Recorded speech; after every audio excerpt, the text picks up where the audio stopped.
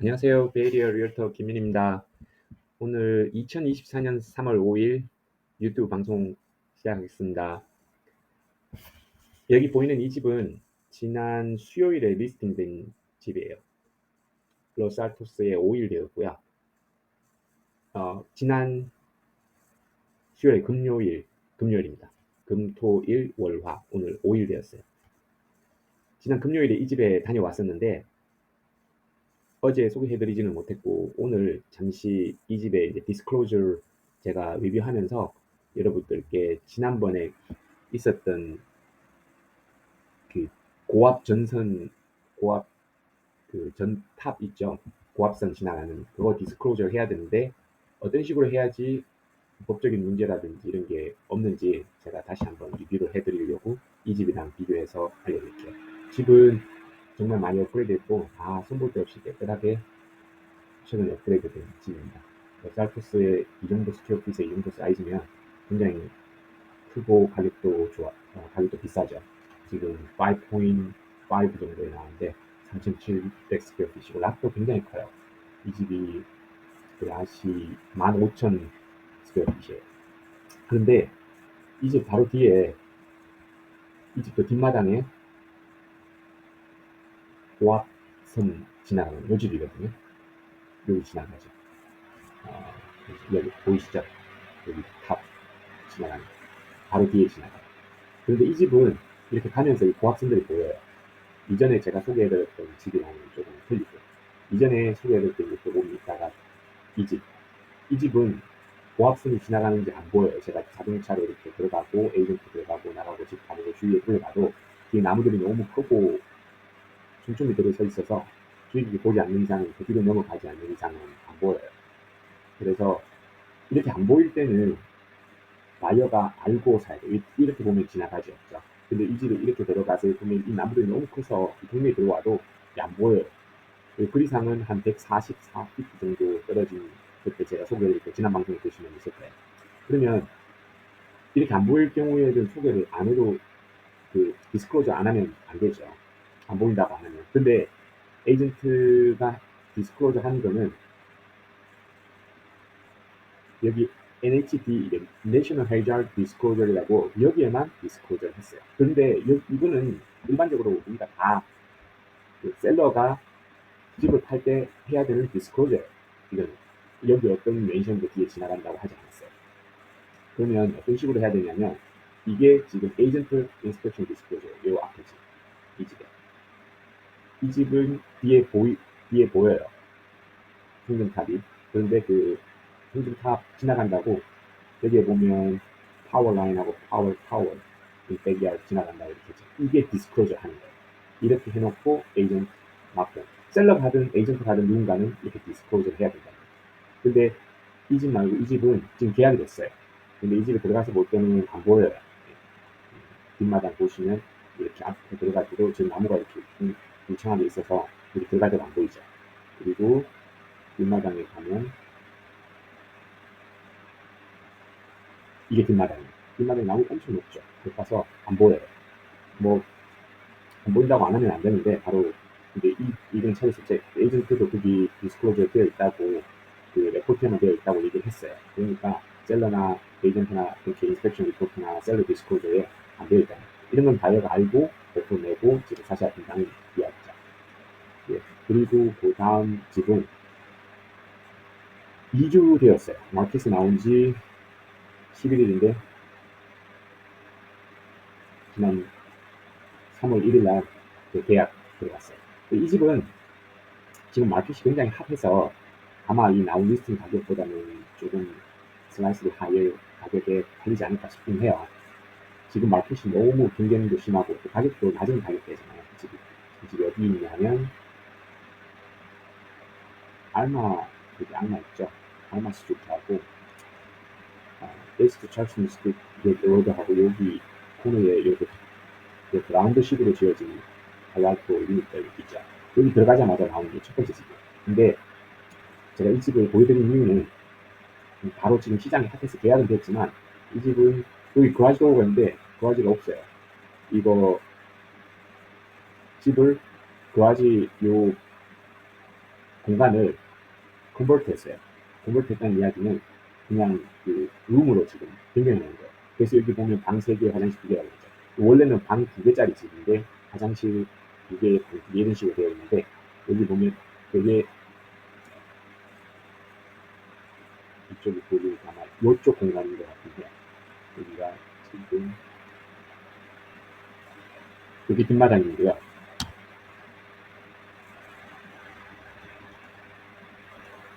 방 3개였는데 이 중에 방 하나가 컨버트 된 거예요. 그러니까 여러분들 집을 사실 때 이렇게 컨버트 되어 있으면 도라지가 없는 거를 아셔야 돼요. 아시고 도라지는 컨버트 되면 permit 받고 집의 평수로 포함시킬 수 있어요. 그런데 보통 도라지는 집의 평수로 포함 안 시킨 상태에서 리빙룸하고 이렇게 한 그 공간만 보통 여기에 표시되거든요. 근데 이거는 포함이 되었기 때문에 이 스퀘어핏이 도라지까지 다 포함한 옛날 도라지까지 다 포함한 스퀘어핏이에요. 굉장히 작죠. 원래 집은 작았죠. 그런데 이 집은 또 라 사이즈도 그렇게 크지 않아요. 여기 보면 랏이 6,000 스퀘어핏이니까 그렇게 크지 않은데 그 구조가 좀 애매하게 있어가지고 익스텐션이 제가 봤을 때는 조금 쉽지 않은 이 익스텐션 구조예요. 들어가자마자 있는 집 구조고 여기서 익스텐션을 이렇게 나가면 너무 빡빡하죠. 그죠? 이렇게 나가도 너무 빡빡하고 완전히 라운드로 바뀌고 여기는 별로 있고 그러니까 조금 제가 봤을 때는 여러분도 이런 집을 사실 때 여기 다른 집 한번 보죠. 이 동네에 있는 집들 중에 익스텐션 가능한 집이 있는지 지금 대부분 이렇게 여기는 빡빡하게 이렇게 되어 있어서 익스텐션 하기가 조금 쉽지 않은 집들이 형태잖아요. 근데 예를 들면 이런 집, 이 뒤에는 마당이 좀 있잖아요. 그죠? 여기도 좀 공간이 있고 이런 식으로 어느 정도 이렇게 비어있는 공간이 있으면 익스텐션 하기가 조금 용이해요. 그런데 이 집은 들어오는 입구에 바로 여기 있잖아요. 그러니까 여기 도로로 다 지나가면서 너무 가까이 이렇게 도로 쪽으로 익스텐션 하면 조금 프라이버시가 많이 없어지겠죠. 그러니까 조금 이 집은 조금 애매한 게 있었는데 뭐 잘 팔렸어요. 여기 보면 이 집도 뒤에 공간 있죠. 이런 집은 좀 맛이 있으니까 사서 익스텐션 하기가 좀 용이한데 이 집은 좀 어렵다는 이야기죠. 네, 그런 걸 아시고 집을 보시고 오퍼 내시고 나중에 계획을 세우셔서 집을 사시면 좋지 않을까 해서 제가 두 집을 다시 소개해드렸어요. 자, 오늘은 그래도 집 소개를 제가 간단하게 또 몇 분 동안 지난번에 했던 이야기 한번 여러분들과 나눌 수 있는 시간을 좀 가지도록 할게요. 제가 지난번에 경제 공부에 대해서 조금 말씀을 드린 적이 있어요. 여러분들이 제 방송 보실 때 저는 뭐 여러분 많이 봐서 제 방송을 봐주시라는 그런 의미로 제가 방송을 하는 게 아니라 이렇게 매번 집을 보고 나왔던 집 리뷰하고 장점, 단점 이렇게 소개하면서 좀 더 공부하시는 데 도움이 되고 집을 사실 때 어떻게 접근해야 되는지 공부를 어떻게 해야 되는지 이런 거를 좀 도움을 드리고자 제가 방송을 하는 취지거든요. 근데 그 중에 제가 지난번 방송에 저는 처음 방송에서 아마 경제 공부를 하라고 말씀드렸던 적이 있어요. 그때 여러분들이 경제 공부를 왜 해야 되는지 집을 사는데 어떤 관계가 있는지 물론 여기 베이에리어 거주하고 계신 분들은 나름대로 다 공부도 많이 하셨고 경제에 대해서 관심이 있으신 분들이 많을 거라고 알지만 경제 공부를 전혀 하지 않은 상태에서 집을 보시고 접근을 하시게 되면 나중에 어떤 경제 위기가 만약에 온다고 하였을 때 그 집을 지킬 수 있는 어떤 마음가짐이라든지 이런 거가 공부했던 사람보다는 약할 수 있어요. 제가 서브프라임도 여기서 겪었고 내가 한국에 있을 때는 IMF도 IT법을 다 경험을 하고 여기 와서 서브프라임 경험을 했을 때 정말 가장 큰 충격이었어요. 정말 엄청나게 무서웠어요. 근데 그때를 돌이켜보면 어떻게 버텼는지 잘 모르겠지만 정말 막 하루하루가 힘들고 한 적도 있었어요.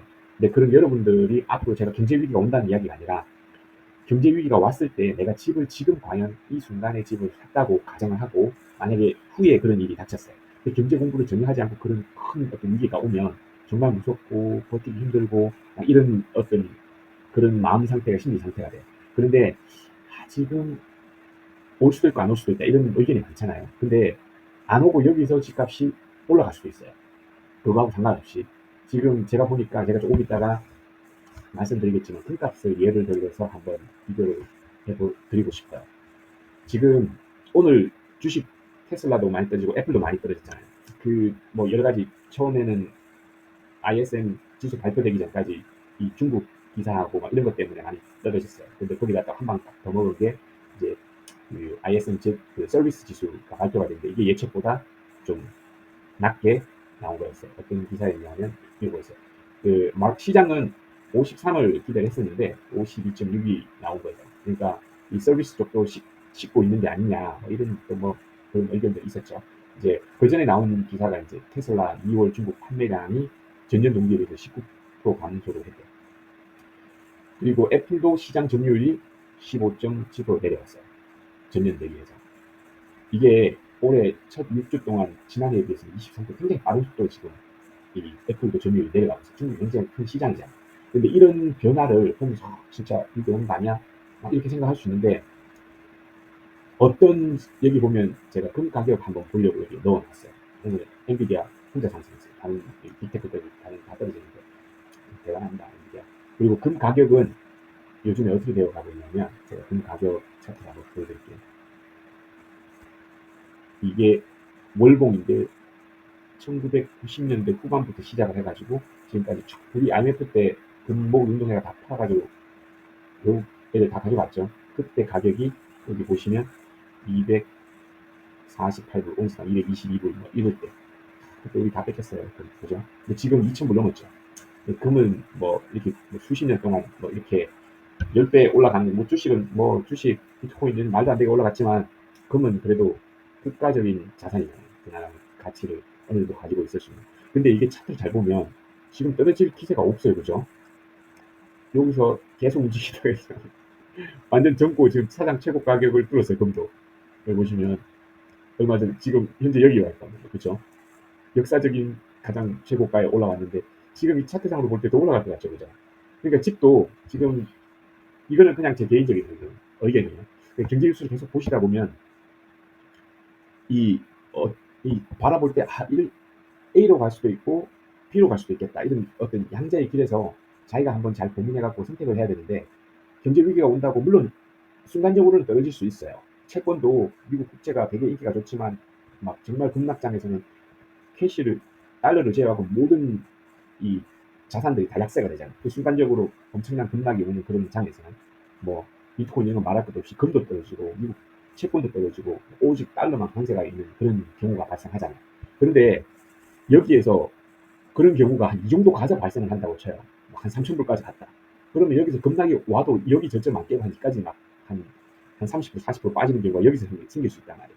집도 마찬가지예요. 지금 집이 저도 이렇게 계속 올라가는 게 정말 이상한 현상인데 이제 인플레이션을 해지를 하려고 그러면 이제 시장은 생각을 하는 거죠. 이게 마켓이 크게 움직이니까 한두 사람의 어떤 생각으로 움직이는 게 아니잖아요. 이제 이 큰 마켓에서 미국이 달러를 너무 많이 풀어가지고 이걸 해지할 수 있는 방법은 자산밖에 없다. 금, 비트코인, 주식 이렇게 현금을 가지지 않은 자산 쪽으로 이동하는 현상 중에 하나가 금값도 올라가고 비트코인도 올라가고 집값도 올라가고 집도 자산이기 때문에 캐시로 안 가지고 인플레이션이 생기면 집은 당연히 그 인플레이션 이상으로 올라갈 수 있죠. 지금 그렇게 볼 수도 있어요. 경제 위기가 와서 내가 그때 이자도 떨어지고 집을 사야 되겠다 생각하시는 분들도 있을 수 있는데 그 반대로 될 수도 있다는 걸 생각을 하셔야 돼요. 그래서 저는 또 뭐 너무 또 그렇게 생각할 수도 있지만 또 이렇게도 생각을 해본 적도 있어요. 이거 막 손바뀜이 지금 이루어지고 있거든요. 여기 집들 팔리는 거 보면 제가 다음번에 알려드릴게요. 정말 지금 베이에 집 팔리는 거 대부분 중국 사람들이 다 받아주고 있어요. 로스카로스를 제외하고는 대부분의 중국 사람들이 많은 중국인의 비율이 이 집을 받아주고 있는데 저는 그런 생각도 해봤어요. 이거 지금 손바뀜이 이루어지고 있잖아요. 집을 굉장히 오랫동안 90년대, 80년대 집을 소유하고 있다가 실리콘밸리에 소유하고 있다가 지금 엄청나게 오른 이 가격을 이제 받아주는 사람이 있으니까 다 넘기고 지금 그 넘기는 이 기간이 굉장히 길었어요. 여러분들은 뭐 지금 집값이 계속 올라가니까 이 순간만 보실 수 있지만 제가 보기에는 서브프라임 이후에 거의 10년간 손바뀜이 지금 계속 이루어지고 있는 것 같아요. 15년이죠. 15년 이상의 손바뀜이 이루어지고 있는데 이 손바뀜이 다 이제 어느 정도 이루어지고 나면 이 비싼 가격에 받아줄 수 있는 사람이 없다. 더 이상 없다. 그러면 이 실리콘밸리가 이제 지금 샌프란시스코가 어느 정도의 그런 걸 전철을 보여줬듯이 이 실리콘밸리가 날씨는 좋지만 더 이상 여기 빅테크들이 여기에 존재하지 않는다면 과연 이 가격을 받아줄 수 있는 사람이 있을까라고 고민도 한번 해볼 수 있는 거죠. 지금 테슬라도 옮기고 오라클도 옮기고 텍사스로 지금 가잖아요. 그쪽은 지금 굉장히 덥고 태양열도 좋고 이렇게 기후가 여기는 날씨가 좋지만 거기는 태양이 강한 그런 이렇게 남반구 쪽이죠. 그렇기 때문에 테슬라는 비즈니스 하기가 좋죠. 세금도 싸고 세금도 여기랑 비교도 안 되고 그래서 많은 빅테크들이 지금 오기 시작했는데 모르겠어요. 만약에 그런 진짜 순간이 지금의 어떤 이 산업 디트로이트에서 여기 서부로 오고 서부의 이런 발전이 다시 남부로 가는 이 현상이 발생을 한다면 과연 지금 집값은 유지가 될 건가? 저는 그런 고민이 돼요. 제가 지금 시국이 계속 올라간다고 말씀드리는 게 아니라 여러 가지 생각을 경제 공부를 하시면서 그런 여러 가지 일어날 수 있는 그런 상황을 한번 고민해 보시고 집을 투자를 하시라는 그런 의미에서 투자하시고 자기 집 장만하시는 의미에서 제가 오늘 이 영상을 준비했습니다. 예, 저는 상승론자도 아니고 하락론자도 아니고 그냥 시장 공부하면서 별의별 생각 다 해보는 한 사람으로서 제 의견을 공유했으니까 여러분들도 잘 공유하시고 예, 좋은 집 마련하실 수 있기를 기원드립니다. 오늘 하루도 행복하시고 좋은 시간 되세요. 감사합니다.